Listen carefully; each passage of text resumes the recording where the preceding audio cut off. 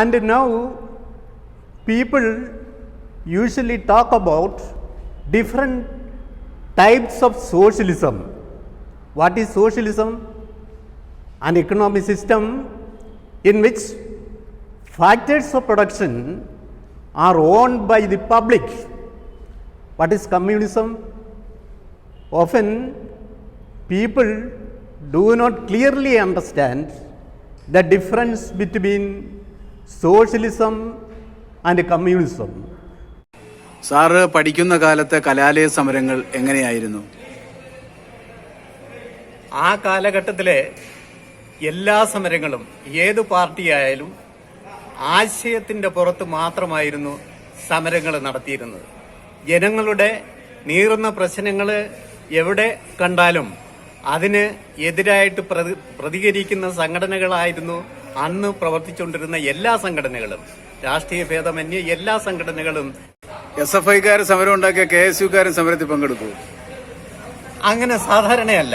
പക്ഷേ തമാശയ്ക്ക് വേണ്ടി ചില കുറെ കുട്ടികളൊക്കെ ഏത് സമരം ഉണ്ടായാലും അതിന്റെ കൂടെ കൂടുകയും സമരം വിജയിപ്പിച്ചാൽ ഒരു ദിവസത്തെ ക്ലാസ് വിട്ട് വീട്ടിൽ പോകാം എന്നുള്ള ഒരു സന്തോഷത്തിന് വേണ്ടി ആ സമരങ്ങളുടെ കൂടെ കൂടുന്ന എല്ലാ സമരങ്ങളുടെ കൂടെ കൂടുന്ന കുട്ടികളും ആ കാലഘട്ടത്തിൽ ഉണ്ടായിരുന്നു.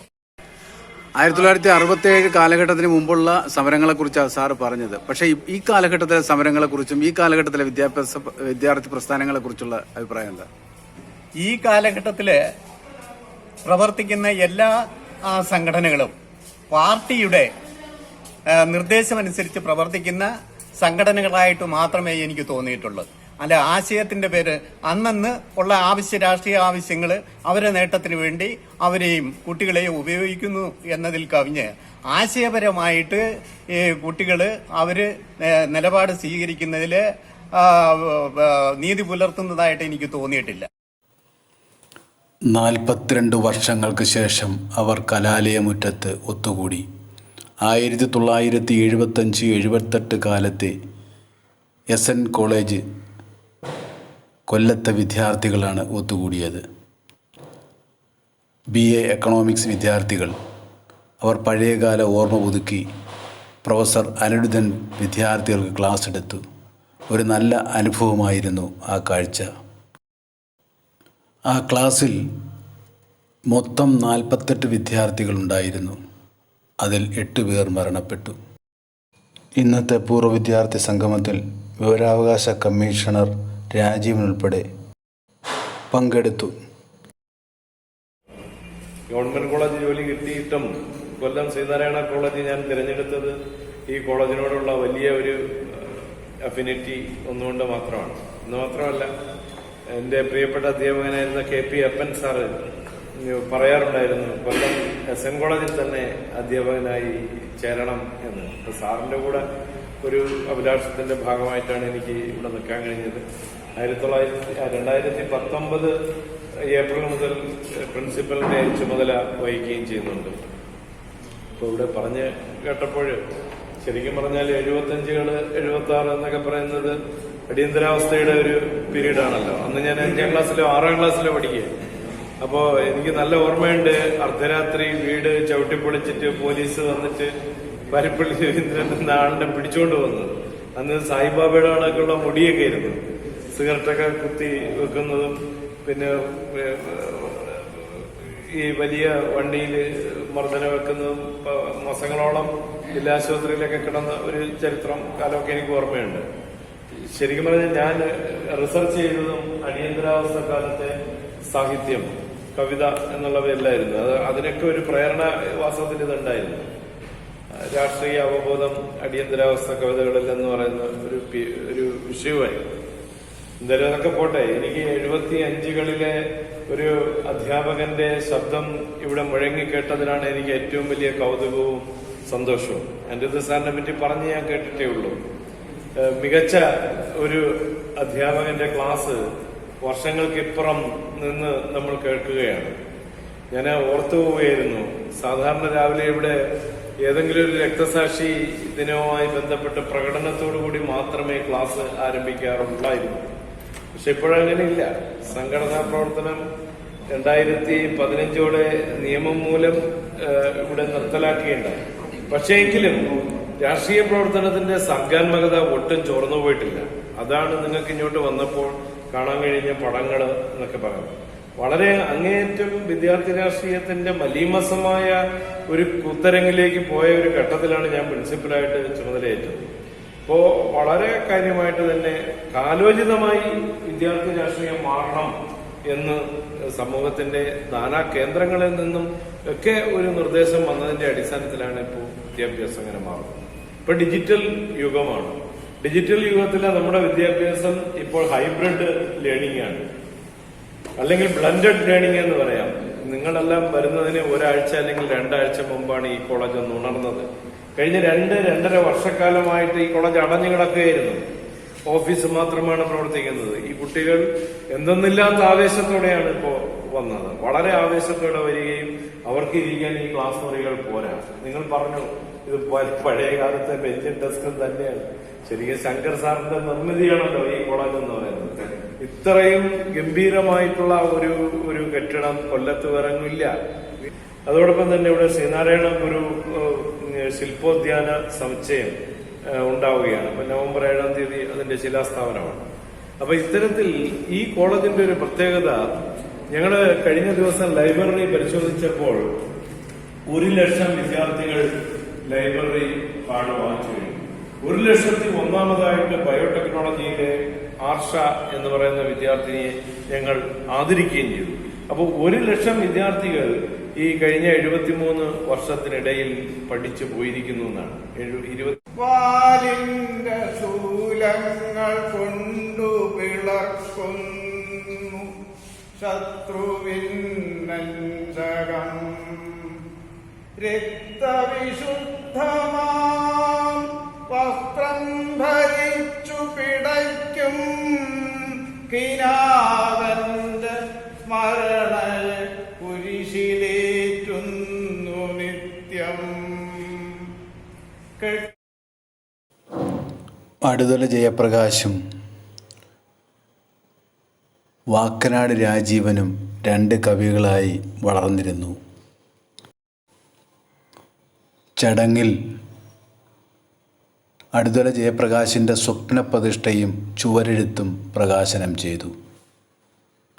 അതോടൊപ്പം അധ്യാപകനായ പ്രൊഫസർ അനിരുദ്ധനെ ആദരിച്ചു. തുടർന്ന് SN കോളേജിലെ നിലവിലുള്ള പ്രിൻസിപ്പൽ ഡോക്ടർ സുനിൽകുമാറിനെയും ആദരിച്ചു. പൂർവ്വ വിദ്യാർത്ഥി സംഗമത്തിന് advocate G Shubhadevan, KK Rajendran, Suresh Babu തുടങ്ങിയവർ നേതൃത്വപരമായ പങ്ക് വഹിച്ചു.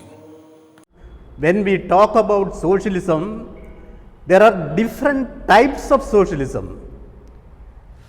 Collectivism and scientific socialism, guild socialism and Fabian socialism. What is Fabian socialism? And these people clearly do not talk about the actual meaning of the different systems of the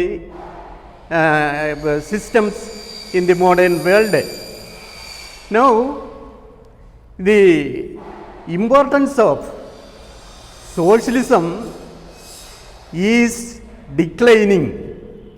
That is the problem of the modern age, and people are vehemently stand against the different concepts like futurology and dialectical materialism, globalization and etc. And actual meaning, people usually misused the concept of dialectical materialism. And eminent leaders, political leaders in modern era usually talk about nonsense about the dialectical materialism.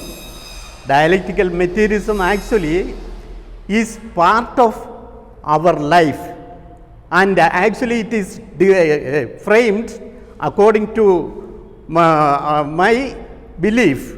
It is derived this like other terms of the economics is derived or formed from the common experiences of the people, common people, and I am not going to explain this concept, but because this is not a time, ample time is enough to go through the concept of dialectical materialism.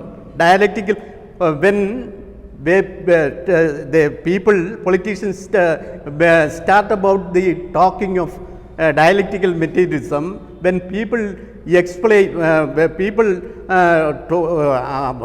want to go to the inner meaning of the dialectical materialism, and then we clearly find that they are not prepared to explain the actual meaning of dialectical materialism and globalization.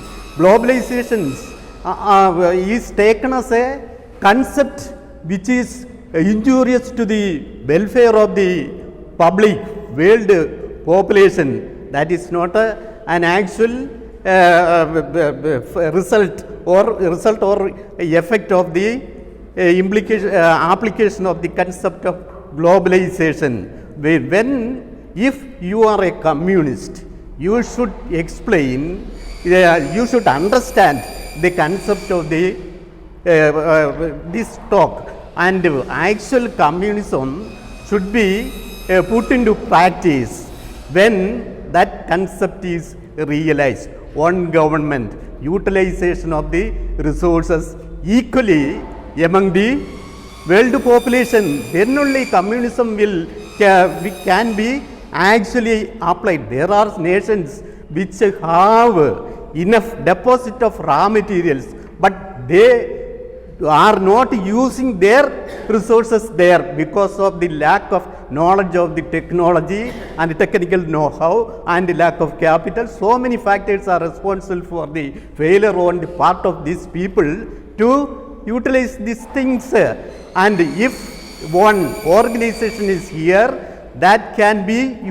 but at the same time there are nations where there are no deposits of material that can be taken into that country and can be utilized, can be converted into wealth, and that wealth can also be utilized for the country where the people fail to utilize their own resources for their benefit. And thus, if a leader, if an eminent man, leader of a nation, people who have love for the people can utilize the resources of the world and for the welfare of the people by way of distributing them equally among the all countries of the world. And now I am not going to explain more in this context because the time is not suitable to go thoroughly about the dialectical materialism, globalization, etc.